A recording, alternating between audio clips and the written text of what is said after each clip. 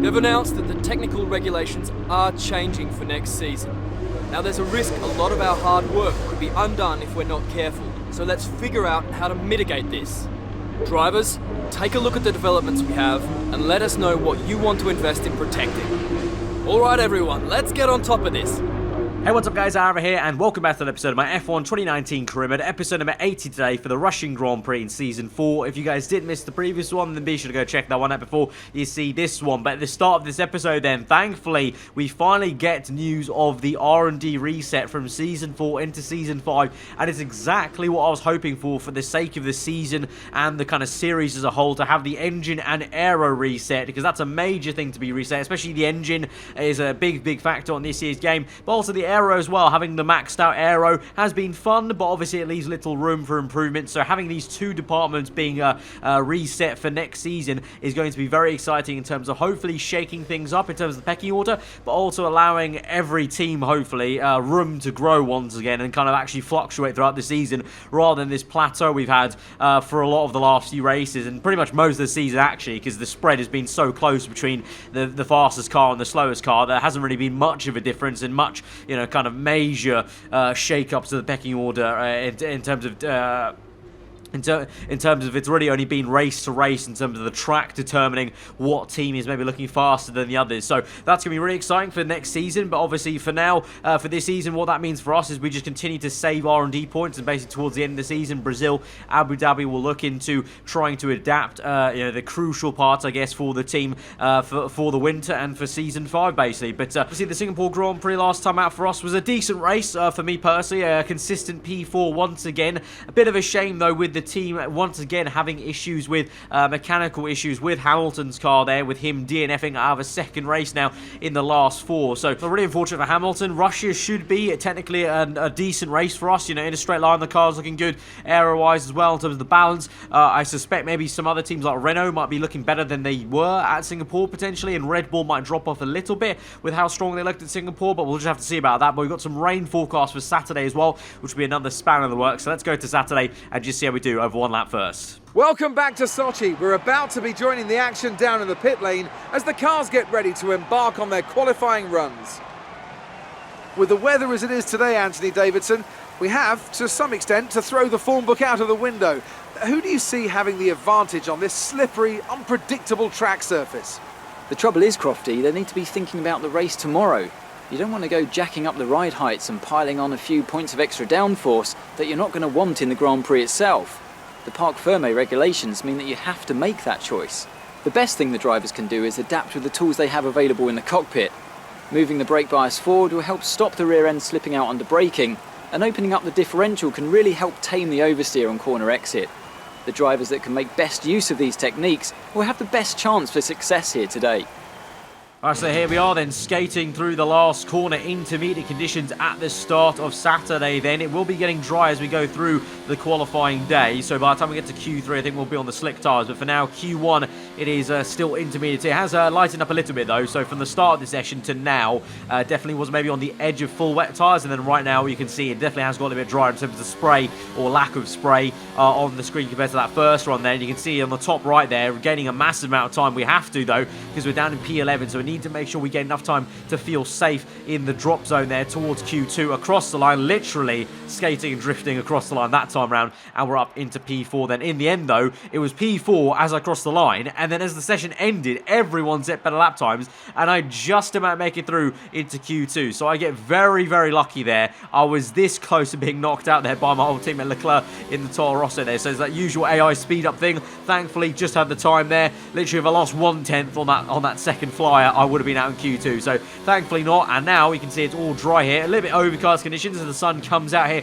at Russia at the Sochi Autodrome, but we come through the last two corners. Bit of understeer and stiffness in the car really in the last sector, which is a bit unfortunate. The car didn't really feel too good, although the lap time was there because we are fastest of all, so ironic how I say that, and literally we go fastest with a 1-2 with Hamilton, but the feeling in the car wasn't too amazing, which doesn't bode well for the race. I always kind of feel like if the car feels good, in terms of through the corners, it feels comfy. You're going to have a good race car. It doesn't really matter what the lap time is. You're going to have a good race car. But in qualifying, when you have the time coming out of it and it doesn't feel too great, you kind of know, okay, the time's there, but it's going to be tricky to maybe redo all these laps time after time again in the race conditions. So we'll see about that. And to that effect, actually, in Q3, I couldn't set a very good time on that first run. That first run was horrendous, 1:29.1, so about a second or more slower than I did in Q2. So having to find a decent amount of time here in the second lap there. Purple first sector, green second there. You can just see on the top right getting about 1.1 there as we go through the last two corners.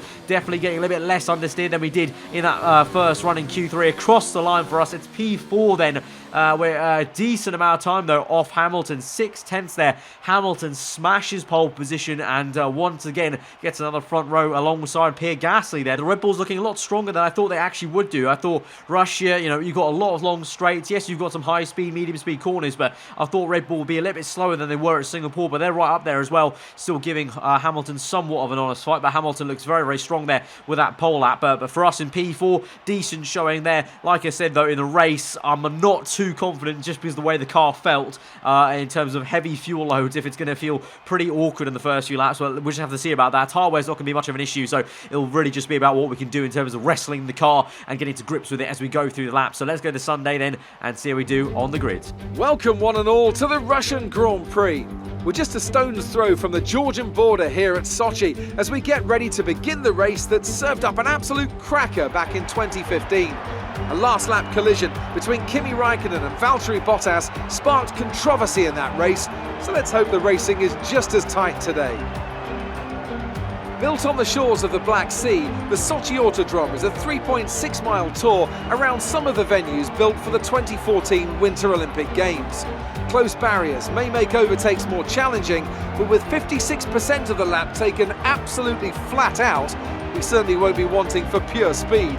A fitting arena then to do battle at the pinnacle of motorsport. Anthony Davidson, a very warm welcome to you as you join me in the commentary box for today's event. So there's no avoiding it. Let's start by discussing Devon Butler. They've had to change their gearbox. It's never a good start to a Grand Prix when right off the bat you have to contend with a grid penalty. Well, at the end of the day, it's always better to take some pain now than parking it up halfway through the Grand Prix. Let's just hope they can put that new gearbox to good use and get the results they're looking for. Off the back of a fantastic qualifying session, it's time to see how our starting grid looks for today's race. Lewis Hamilton lines up on pole position, and it's Pierre Gasly in P2. Moving on to the rest of the grid, we have the engineer, Verstappen, Sergio Perez, and Faber, Hülkenberg, Norris, Fiat, and Daniel Ricciardo, Russell, Grosjean, Kevin Magnussen, and Leclerc, Vettel, Bottas, Kimi Raikkonen, and Lance Stroll. Giovinazzi, they've taken a grid penalty, and Devon Butler starts from the back of the grid. And with lights out just moments away, it's time to go down to the track. Right, so here we are then on the grid in P3, actually, not P4, as Devon Butler's been handed a massive 20-place grid penalty there, so he's at the back of the grid for this GP, so we're not right now right directly behind Lewis Hamilton on the grid as it stands here. In terms of the strategy, of course, tyre wear will not be much of an issue there, so we're going from a one-stop from the soft tyres to the mediums, usual stuff, kind of lowering the fuel, don't need too much because the engine's so efficient here, but today, but the big thing is it's going to be the run into turn 2, really, and then just seeing if this car's going to feel any better than it did in Q2 and Q3. Hopefully it does, but here we go then. Let's get into it from the second row of the grid in P3. Gasly and Hamilton ahead of us as we go to 5 red lights to the Russian Grand Prix. 5 red lights are out and we're on the way. Initially a good getaway there. Hamilton a little bit slow. Gasly with a good one there. Verstappen as well. Oh, we've been hit. We've been hit round. We've rotated the car and we've been smashed round into turn 1, and in a flash, in an instant, the race has gone from what was okay, you know, from P3,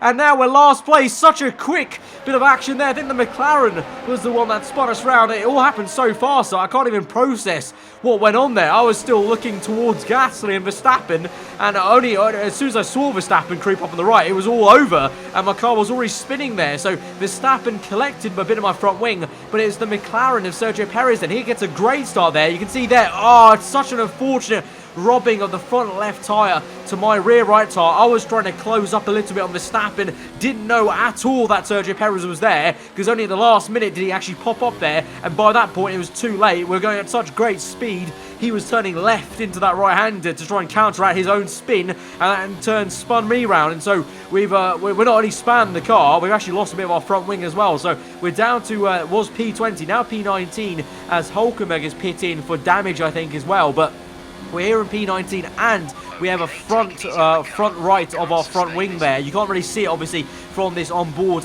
T-cam shot, but the front wing is a little bit red. But we've got a little bit of a domino effect here going, because I think that's Sebastian Vettel up ahead in the Williams car. He's also got some sort of damage there, so that slows everyone down there. And so we have a little look on Valtteri Bottas. So at this point, I maybe should have come in for the front wing change early on, but it would have meant I would have had to go onto hard tyres. And I thought, you know what, we're quite close to some of these cars. Can we try and overtake maybe one or two cars here, then come in and go onto the medium tyres? I know the tyre wear is low enough that if we can just stretch this stint to lap number 3 or 4 and come in, we can probably make it. We can probably make mediums go on to the end of the race there. Otherwise, it would have to go onto hard tyres, and I just don't fancy going to hard, because I think the hard tyres are just some of the most horrendous tyres, especially at the Russian Grand Prix, no less. So here we go now, down the inside of Valtteri Bottas here into turn 2, make the overtake work there. And remember, this entire time we've got a red front right part of our front wing there, so still quite impressive we're able to hold this much pace here. But I think it's in due to kind of thanks to Sebastian Vettel holding everyone up, because he's going very slow indeed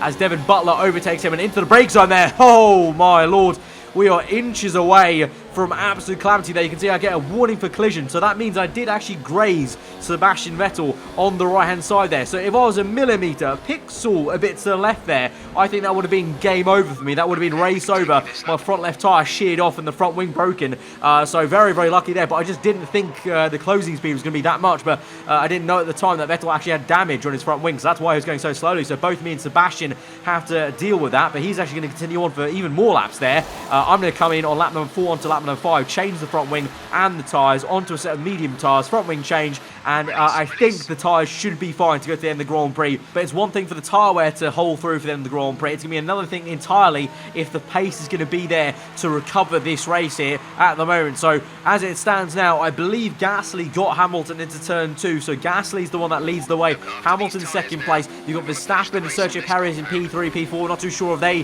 had any damage from the contact with me, but we're now about a good 30 seconds behind, 40 seconds behind Hamilton here, so we've got a lot of catching up to do. And so we do catch up to Sebastian Vettel on lap number 9. So 4 laps later, I've been doing 4 or 5 laps of literally seeing no one, just driving to my delta time, trying to improve my lap times there. And we catch up to Vettel, who's not even pit yet. So that's how slow Vettel's going. I don't know what the logic is with Williams and Vettel here of why they're staying out with that much wing damage, but they have, and so it means I've re-caught them up basically. But although in a straight line you can see the Williams car is not too bad in a straight line there. But we're up into P19 now, and we're chasing after Hulkenberg, who remember was someone else who altered pit early on in this Grand Prix. So first and foremost, need to catch up to him, and then it's really a question mark of what my pace is like compared to the others right now who are still on the soft tyres, but at the end of their soft tyre stint, remember, as they're going to come in probably in the next 2-3 laps, I'd say lap 14 to 15. But we close up now on the German in the Racing Point car. Like I said, he has some damage. I'm not too sure if he got tagged in the spin I had, or it was some sort of other damage for him into turn 1 or turn 2 of the opening lap, but he came in on the opening lap there, so, and he's on hard tyres, so a weird combination of coming in. But that's why I didn't want to come in, because I feel like these hards are so bad as we're closing up every single corner there. But still not actually setting too many personal best lap times here on the medium, so it's a little bit odd. I'm kind of hoping that it's going to be another case like the Hungarian GP, where as we go on to the end of the stint, maybe the tyres kind of rubber in and kind of heat up a little bit better, and we can continue to set green lap times at the end of the stint. Because right now I'm not going as fast as I expected to on brand spanking new sets of medium tyres and a new functional front wing, so that was a little bit odd. But now we move on to lap number 14, and Butler now has made his first pit stop, and only pit stop of the afternoon, of course, onto a set of hard tyres though. So he's gone 14 laps and still gone onto hard tyres, so that was a very weird thing to look at. I don't know what Red Bull are thinking there. Butler obviously recovering from being last place with penalties, and he's now only in P18 right now, so it's been a horrendous Grand Prix for him, and he didn't even have a spin, so he's got no excuse. The team have no excuse, so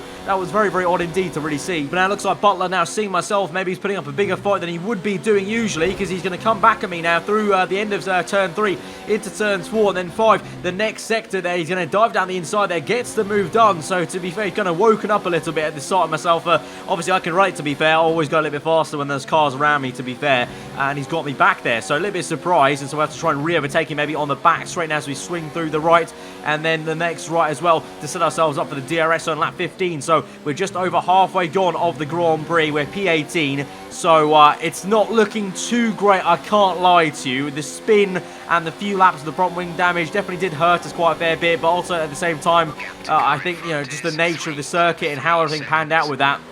Even on hard tyres, if I pit on lap 1, I don't think I would have recovered too much here. So I kind of stick by staying out for a little bit longer like I did with the front wing damage. And eventually, though, up ahead, this is us up ahead. Hamilton, this is, being overtaken by Kevin Magnussen here. That's us just behind with Butler as well, going through turns 2. Now, turn 3 this is, and you can see there we are behind. And now here we are on board on lap 17. To my surprise and shock, Lewis Hamilton is here in P13. I don't know what's going on with him. He's going very slow indeed. So I want to say, to my misery to say, I think he's got another mechanical issue. I cannot believe this game. Sometimes this is now, what's this been?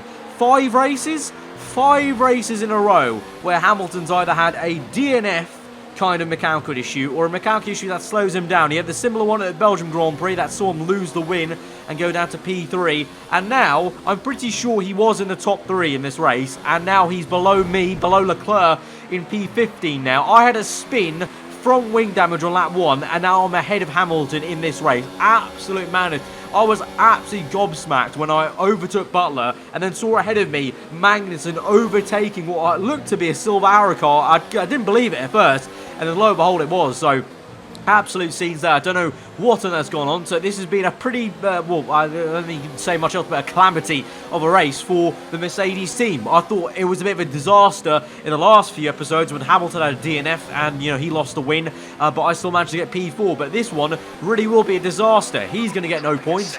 I don't know if I'm going to get points. We're P12 right now. Leclerc, though, is looking mighty fast behind me. We're chasing up to Magnussen, but that's only for P11, and there's a massive gap to the next few cars. So we go down the inside then and get Magnussen into turn 2, but we're up into P11, 1 place away from the points here, but there's a massive gap to Stroll and Ricciardo that is in P10 and P9, and also Leclerc is on the soft tyre because he did a conscious strategy. He started on the mediums and is on the softs now, and he's going to come at me with a rate of knots on lap 21 here with DRS. We're overtake mode and rich mix, and even still, Toro Rosso very quick in a straight line there. Down the inside he goes into turn 2, and there's just no point in me fighting him. He's on the faster car by a tyre. He's got the DRS there as well, and if anything, maybe he could try and catch Ricciardo and Stroll, hold them up whilst he overtakes them, and maybe I can then overtake both of them to get some points. That was my thinking there, really, but already can see through the corners he's pulling away, such as the tyre wear difference and the kind of tyre performance differences between the soft and the medium. And we move on to lap 26. Leclerc did go on to overtake Ricciardo and Stroll.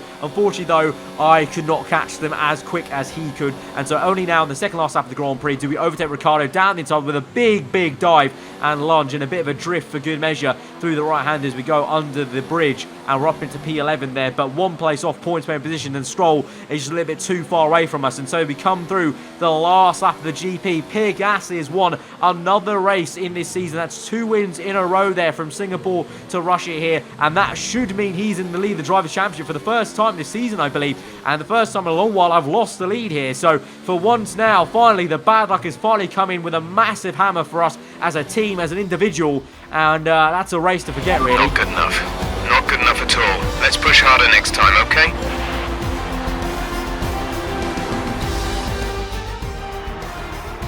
Red Bull pulling out all the stops today. What a great win. What do you think it was, Ant, that gave them the edge over the competition today? Well, this was a real team victory. They put together a solid strategy today that appeared well suited to the conditions out on track. The driver did everything that was expected of them in the moment to really execute the team's plan to perfection. A shining example of how F1 really is a team sport. Drivers are en route to the podium as we speak. What a fantastic win for the Red Bull team. They performed exceptionally today, keeping us firmly on the edge of our seats throughout the entirety of the race. Congratulations to everyone at the team.